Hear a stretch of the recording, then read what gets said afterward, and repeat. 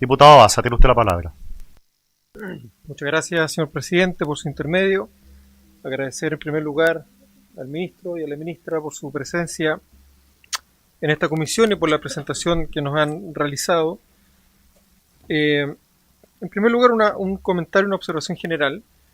Esta comisión se encuentra discutiendo actualmente un proyecto de ley que reforma varios aspectos del sistema de evaluación ambiental, que después de una discusión de un par de años en el Senado, ha sido aprobado en el Senado con votos transversales y que ha llegado a esta comisión.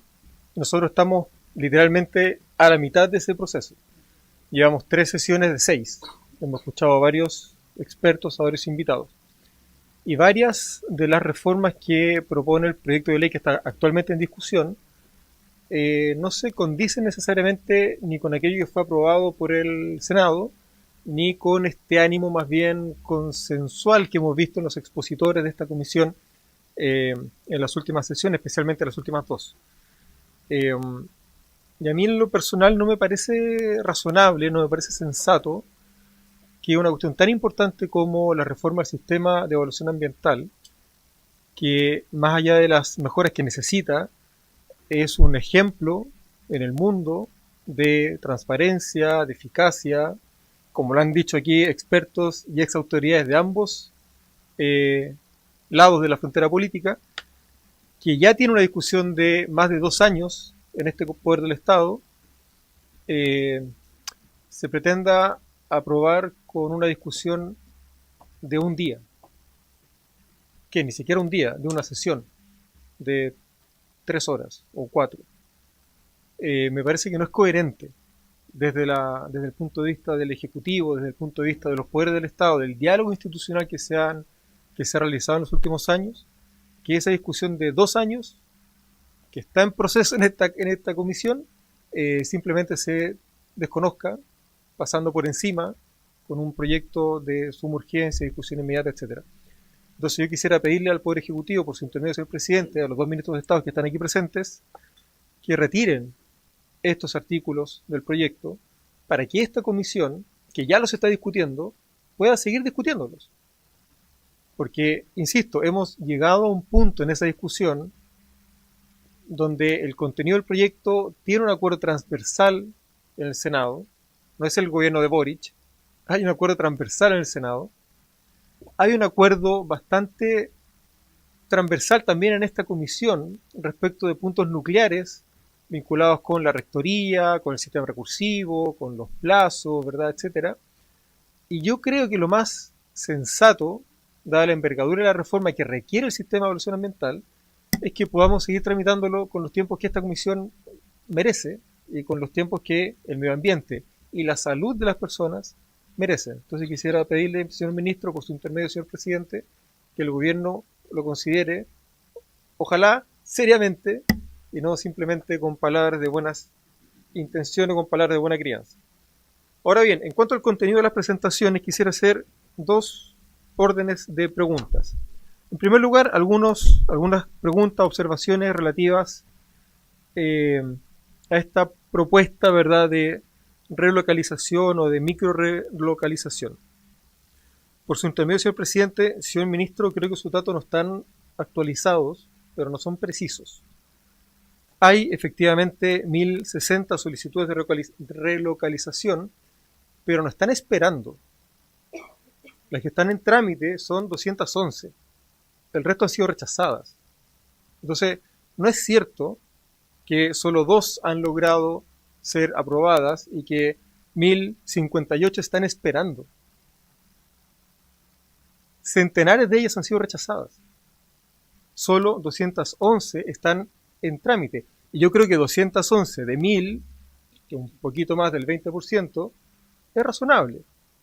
No es como para empujar una reforma de esta envergadura, y tampoco para decirle a esta comisión que hay 1060 solicitudes de relocalización esperando. Eso no es cierto, señor ministro, por su intermedio, señor presidente. Ahora, me parece importante poner datos sobre la mesa. Varias de las solicitudes de relocalización que se han presentado por parte de la empresa Salmonicultura, que entiendo que usted conoce muy bien, señor ministro, por su intermedio, señor presidente, buscan reubicarse al interior de áreas protegidas, evidenciando una creciente presión sobre territorios de especial protección. En Aysén, en las Huaytecas, son 76, en Pitepalena son 60, en Magallanes, Huáscar 14, y hay varias de estas solicitudes de relocalización que se mueven de áreas protegidas a otras áreas protegidas, 80, y así como hay otras solicitudes de relocalización al interior de espacios costeros marinos de pueblos originarios que también tienen protección legal, que son 36. Ahora, ¿cuál es el problema, señor ministro, señora ministra, por su intermedio, señor presidente? Varias de estas empresas que están solicitando, que están liderando estas solicitudes de relocalización, poseen un largo historial de incumplimientos ambientales críticos, incluyendo sobreproducción y relleno del fondo marino, elusión al sistema de evaluación ambiental. Hay una concentración de un 45% de estas solicitudes que están total o parcialmente ubicadas dentro de áreas protegidas. Y podríamos decir además que existe un patrón de relocalización que moviliza la actividad salmonera desde parques nacionales hacia reservas nacionales. No basta con decir, señor ministro, por su intermedio, señor presidente, que hay 1058 solicitudes de relocalización esperando, porque creo que la cuestión es bastante más compleja que eso. No es tan evidente. Si aceptáramos una propuesta como esta, el efecto va a ser reducir el control ambiental ex ante sobre decisiones de relocalización en una actividad especialmente sensible desde el punto de vista ecológico, cuyos estándares de contaminación son altísimos. Altísimos. Esta es una industria que tiene restricciones en el derecho comparado que son muchísimo más exigentes que en Chile. Y en Chile estamos viendo cómo el lobby de estas empresas está consiguiendo una rebaja de estándares que ya son bajos, señor ministro, por su intermedio, señor presidente. También es importante tener en cuenta que muchas concesiones acuícolas actualmente vigentes fueron otorgadas bajo estándares ambientales más débiles, distintos de los actuales. Entonces, de nuevo, muchas de esas 1060 fueron rechazadas, entre otras razones porque no cumplían estándares ambientales.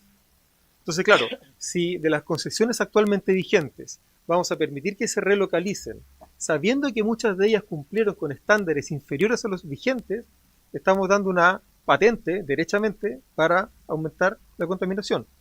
¿Por qué lo digo en estos términos y en este contexto? Porque yo diría que la gran falencia de este proyecto, en este ámbito, es que no existen criterios técnicos para determinar qué significa una relocalización grande, pequeña, micro, porque no hay criterios técnicos. Y si algo hemos acordado en esta comisión, especialmente después de las últimas 3 sesiones, es que la única forma de disminuir la discrecionalidad del poder público y del poder privado es estableciendo criterios técnicos en la ley. Lo dijimos ayer sin ir más lejos a propósito de si la autoridad que establece los permisos tiene que ser unipersonal o colegiado. Aun cuando no hay consenso en que sea uno u otro, hay consenso en que los criterios tienen que estar establecidos. Aquí no hay claridad respecto a si una microlocalización son un ajuste cartográfico de 10 metros, 100, 10 kilómetros o 20 kilómetros. No hay ninguna especificación si es que esa relocalización que responde a un ajuste cartográfico invade o no invade un parque nacional. Entonces, me parece que es una legislación, una propuesta que entrega demasiados conceptos jurídicos indeterminados para los cuales el ordenamiento jurídico no tiene respuesta, porque son nuevos, y el proyecto no entrega criterios técnicos suficientes. Entonces yo quisiera una respuesta explícita por parte del Ejecutivo, señor presidente, para saber qué vamos a entender, pensando ahora que esto es parte ya de la historia de una eventual futura ley, qué vamos a entender por micro relocalización, cuáles van a ser los criterios, etcétera. Y respecto de las propuestas de reforma eh, vinculadas con la justicia ambiental y vinculadas con los gastos de las resoluciones de calificación ambiental que sean eh, revertidas por un tribunal o judicialmente revertidas, aquí me parece importante que el Ejecutivo se pronuncie al menos respecto de dos materias. Eh, Sabemos que la entrega de una resolución de calificación ambiental tiene un componente eminentemente político, al menos en el presente, porque es entregado por un Consejo de Ministros. Lo conversamos ayer en la sesión explícitamente. Sin embargo, su eventual invalidación quedaría a cargo, entre otras, de un tribunal. Los tribunales, más allá de la crítica que se ha formulado, son instituciones técnicas, un poder del Estado autónomo, compuesto por abogados, abogadas, que son jueces de carrera. Entonces, si uno compara los dos elementos y los pone sobre la mesa, lo que estamos diciendo al inversionista, cuál es el incentivo que se está poniendo es, señor inversionista, señora inversionista, usted venga, invierta en nuestro país, consiga políticamente la resolución de calificación ambiental a través de su lobby, para lo cual tiene evidentemente mucho dinero, que después veremos si son gastos directos o no, no lo sabemos, y si su inversión es ilegal, no se preocupe, que yo le devuelvo todo lo que gastó. Es una es un seguro. Es un seguro a la ilegalidad. Me parece que, no sé, no estamos en un contexto donde podamos arriesgar no solo el medio ambiente y la salud de las personas, sino que la certeza jurídica y la fiabilidad que da el sistema de administración de justicia, diciéndole a los inversionistas que va a haber una ley que va a establecer responsabilidad objetiva del Estado ante conductas ilegales de un inversionista. ¿Dónde se ha visto eso? Salió el día de ayer una pequeña nota de prensa en el diario La Segunda, en el cual se consignan opiniones, entre otros, del exministro Cordero, que es un reputadísimo profesor de Derecho Administrativo de la Universidad de Chile, probablemente el mejor en la actualidad. Y sin embargo, los ejemplos que él da de derecho comparado son ejemplos que tienden hacia la judicialización, no hacia la responsabilidad objetiva del Estado. Esto que está haciendo el gobierno es inédito. Entonces yo quisiera saber cuál es el lobby que está detrás de esto y qué intereses están tratando de proteger, porque no están protegiendo al pueblo de Chile, no están protegiendo el medio ambiente. ¿A quién están protegiendo? Y respecto de, con esto termino, señor presidente, perdón lo extenso, pero hemos tenido pocas posibilidades de discutir sobre esto. Muchas gracias. También quisiera preguntar a la señora ministra, por su intermedio, presidente, cómo es que se están procesando institucionalmente, más allá de las opiniones personales que podamos tener, cómo se están procesando institucionalmente las críticas, opiniones que virtió la Corte Suprema sobre este proyecto, que tocan, creo yo, uno de los elementos centrales, ¿verdad?, de la reforma al sistema de justicia ambiental. Me parece que las críticas de la Corte Suprema en términos del sistema recursivo, de las competencias, bueno, etcétera, merecen ser atendidas y creo que no son suficientemente atendidas en este proyecto.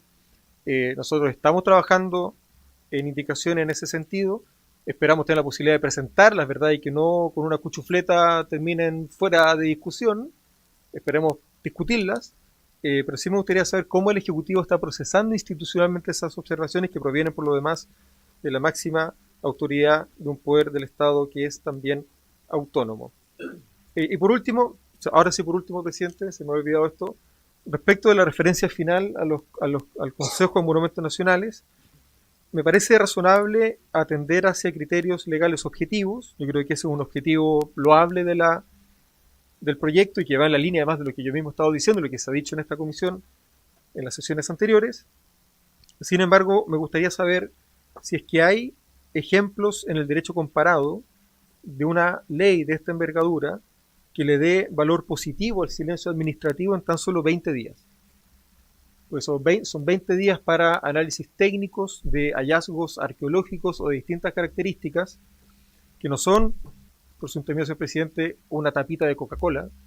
Pueden ser restos humanos, pueden ser restos humanos provenientes de fosas clandestinas durante la dictadura, que en 20 días no se alcanza ni siquiera a enviar esos restos humanos a Estados Unidos para las pruebas de ADN. Entonces, ¿qué sentido tiene establecer un plazo legal tan estrecho, dándole un valor positivo al silencio administrativo, cuando sabemos que los estudios técnicos demoran?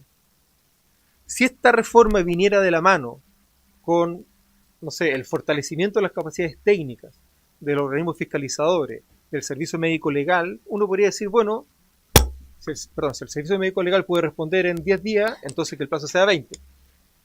Si la CONAMA puede responder en 10 días, entonces que el plazo sea 20. Pero todos conocemos, somos adultos, como se ha dicho aquí tantas veces, todos conocemos cuáles son las capacidades técnicas instaladas especialmente de los órganos fiscalizadores. Si no hay fortalecimiento de la fiscalización, no puede haber un plazo tan corto, más encima acompañado de silencio administrativo positivo. Es un disparate, perdone que lo diga en estos términos. Y claro, si va a haber incorporación del principio de proporcionalidad, que también me parece positivo, esto tiene que ir acompañado de criterios legales objetivos, porque si no va a pasar lo mismo que pasa con la micro relocalización, ¿verdad?, etcétera, que son conceptos jurídicos indeterminados, cuya aplicación va a quedar a la discrecionalidad de la autoridad política o administrativa de turno. Entonces quisiera, señor presidente, algunas respuestas dentro de lo posible sobre estos temas. Muchas gracias.